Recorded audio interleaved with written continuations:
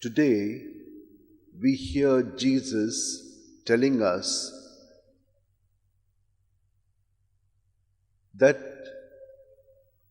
He is not immediately doing the miracle.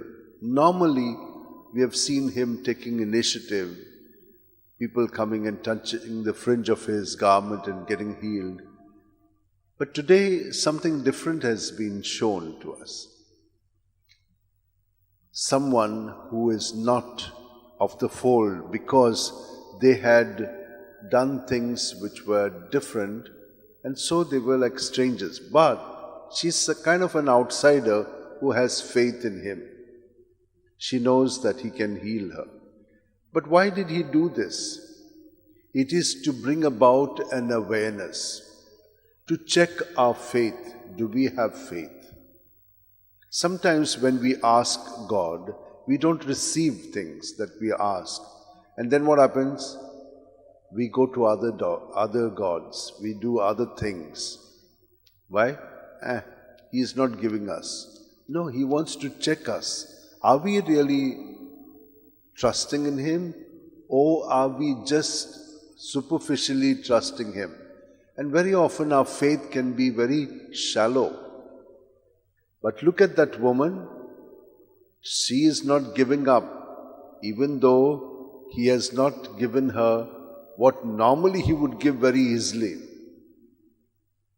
But she's also saying, I am humble. You can give me whatever, even the crumbs. Little if you give me is enough. My daughter will be all right. And He sees that faith of hers and rewards her. Look at the people of Israel. God has done so much for them, and they keep on going away from Him. But He does not leave them. Because of their sin, they draw upon themselves all the punishments. But God is still merciful to them, still saves them. And today we hear of His everlasting love, unconditional love, steadfast love. This is what He tells us. Why is that? Because, like every part of our body is part of us. Even if some part does something else, how can it do?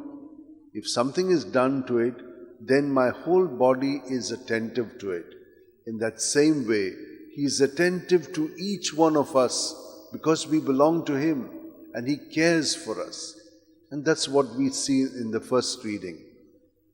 Today, we have two saints to look at. One is called Theoph.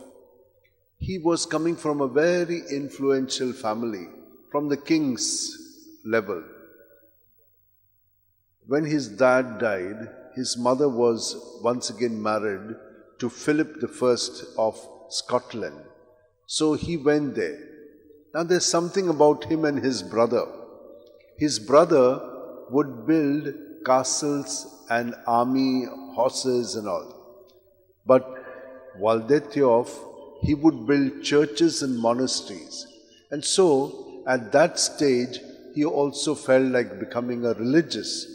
And so, there was one of those men who was called Eldred, was of a high standing. He supported him in this. And he did join the order of the monks. But he wanted something even more very tough.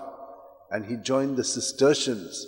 And with the Cistercian at Melrose, he came up and became the abbot. Now, when he died, there was something that happened. Like Saint Francis Xavier, his body remained incorrupt. And they have kept it, first in one place, and then they shifted it to another place. And it is there for worshipping even now. But a lot of miracles take place. Worshipping not, but venerating him, because he has been an instrument of God's presence because of his love for God. Now, my dear sisters and brothers, what do we gain by this? We also love God, but let us be steadfast in our love. Let us not be wavering in our love.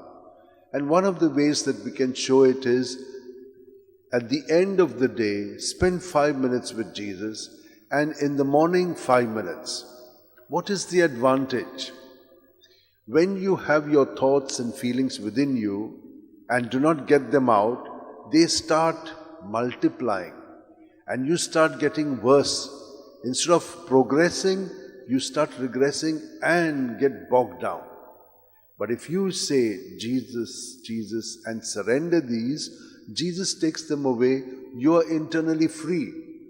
But not only free, you are also gaining at the next breath Jesus' new life in you. So what is happening? The old patterns are going away and the Spirit is giving us new understanding how God in us wants to be. And that is how we can make progress. So when at night we sleep, because of our sinfulness, we destroy the image of God in us. And Jesus is able to restore it because we have given ourselves to Him. And during the night, when we spend 5-6 hours in sleep, the Lord has made us well. In the morning when we wake up, we are new persons. We are not the same ones who went to sleep. We have grown already in the likeness and image of God more. And so remain united to Jesus. And what is the advantage? Through the day, as soon as you get your thoughts, good, bad, ugly, feelings, desires, you can keep them in the Lord and they'll get immediately conquered.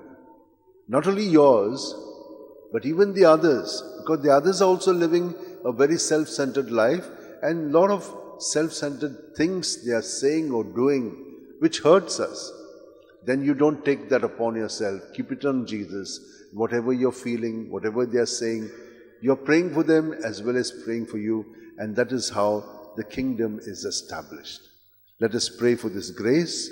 Let us all hold our hands, keep them in our lap, close our eyes, keep our back straight, and experience at every breath Jesus filling us from our toes right up to our head, body, mind and spirit. And everything in us, good, bad, ugly, thoughts, feelings, desires, everything in Jesus' name out of our body, mind and spirit. When you keep it on Him, He blesses it. He takes it away and brings healing to us. Experience that healing and rejuvenation of your life in Jesus at every breath. When we have this kind of faith, you will see that we will be having peace in us.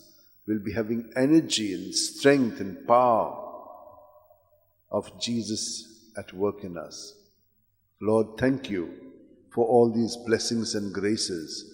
May we live constantly in union with you throughout the day, but also keep on practicing what you lived in your lifetime.